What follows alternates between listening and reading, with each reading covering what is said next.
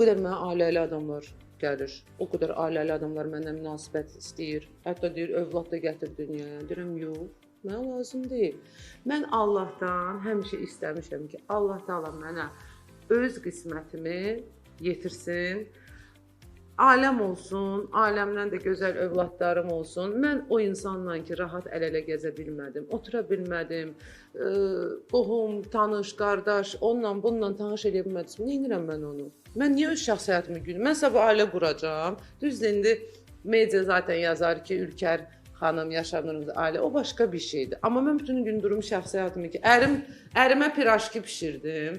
Ərimlə liftə getdik. Ay ərim, nə edirsən burada? Birincisi mən elə düşünmürəm ki, elə bir adama ərə gedərəm. Mənim yoldaşım sambalı bir adam olmalıdır, mən belə düşünürəm. O da ki, deyərsən başın xarabdır, cırt, nəyə çəkirsən bunları?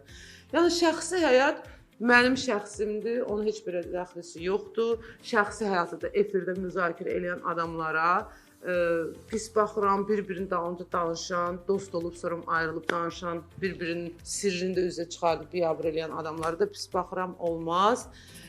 Mən öz payıma deyirəm ki, mən Yaşar Nurgül qızı olaraq xalqımı sevirəm, vətənimi sevirəm, torpağımı sevirəm, Azərbaycanımı sevirəm və xalqın içində sənətçini sənətçi eləyən, sənətkarı, fərqli sözdərdir, sənətçi və sənətkar, sənətkar eləyən onun xalqıdır.